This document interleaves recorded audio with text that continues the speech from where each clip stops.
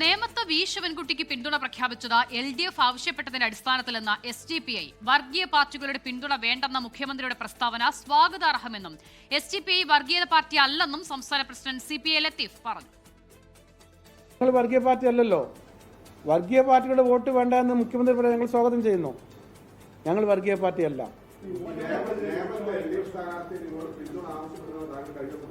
ആവശ്യപ്പെട്ടു.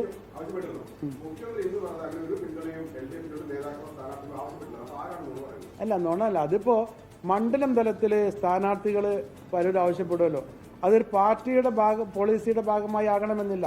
മുഖ്യമന്ത്രി പറയുന്നത് പാർട്ടിയുടെ പൊതു പോളിസി ആയിരിക്കും.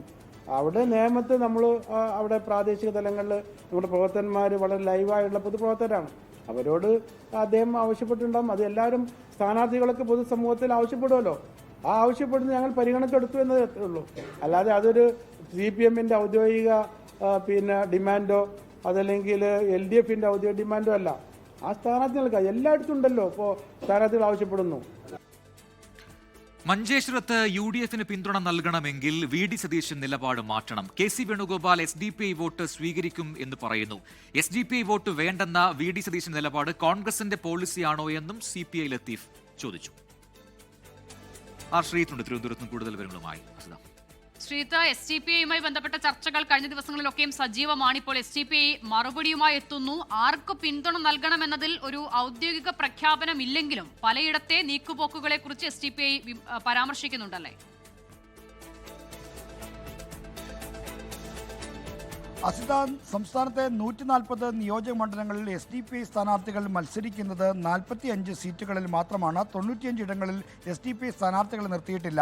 അതുകൊണ്ട് തന്നെ SDPI സ്ഥാനാർത്ഥികൾ മത്സരിക്കാത്ത ഇടങ്ങളിൽ ആരെ പിന്തുണയ്ക്കും എന്നതൊരു ചർച്ചയായിരുന്നു. എന്നാൽ ഇന്നലെ 24 നൽകിയ അഭിമുഖത്തിൽ SDPIയുടെ സംസ്ഥാന അധ്യക്ഷൻ CPA ലത്തീഫ് നടത്തിയ പ്രതികരണമാണ് ഇപ്പോൾ വലിയ രാഷ്ട്രീയ ചർച്ചകൾക്ക് വഴിവെച്ചിരിക്കുന്നത്. അതായത് SDPI നേമത്ത് LDF-നെ പിന്തുണയ്ക്കുമെന്നും കേവലം പിന്തുണ മാത്രമല്ല, ആ കാരണം സ്ഥാനാർത്ഥിയും LDF-ഉം ആവശ്യപ്പെട്ടിട്ടാണ് എന്നാണ് CPA ലത്തീഫ് പറഞ്ഞത്. ഇന്നും ആ പ്രതികരണം CPA ലത്തീഫ് ആവർത്തിക്കുന്നു. മാത്രമല്ല, ഒരു പടി കൂടി കടന്ന് കേരളത്തിൽ ഭരണവിരുദ്ധ വികാരമില്ല എന്നതടക്കമുള്ള കാര്യങ്ങളിലേക്ക് കൂടി SDPI സംസ്ഥാന അധ്യക്ഷൻ്റെ പ്രതികരണങ്ങൾ വരുന്നുണ്ട്. അപ്പോൾ ഈ വ്യാപകമായി CPM-നെ പിന്തുണയ്ക്കുന്നു എന്നുള്ള ഒരു പ്രതീതിയാണ് പൊതുവിൽ ഉണ്ടാകുന്നത്. അതാണ് ഇപ്പോഴത്തെ ചർച്ചയ്ക്ക് അടിസ്ഥാനം.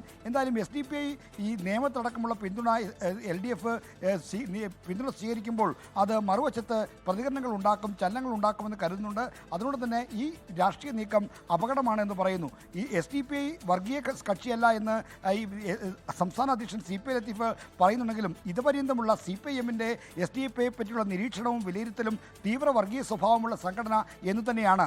ആ നിലപാട് ഇനിയും CPM-ഉം LDF-ഉം മാറ്റം വരുത്തിയിട്ടില്ല എന്ന് മാത്രമല്ല, കഴിഞ്ഞ ലോക്സഭാ തെരഞ്ഞെടുപ്പിന് ശേഷം ഇങ്ങോട്ടെല്ലാം അത് LCPI-യും ജമാഅത്തെ ഇസ്ലാമിയെയും നഖശികാന്തം എതിർക്കുന്ന ഒരു സമീപനമാണ് എടുത്തത്. എന്നാൽ അതിൽ നിന്ന് മാറി ഇപ്പോൾ പിന്തുണ സ്വീകരിക്കുന്ന നിലപാട് വരുമ്പോൾ അത് CPM-നും LDF-നും വലിയ തിരിച്ചടി ഉണ്ടാക്കും എന്ന ആശങ്കയും ഇതിനോടൊപ്പം ഉയരുന്നുണ്ട്.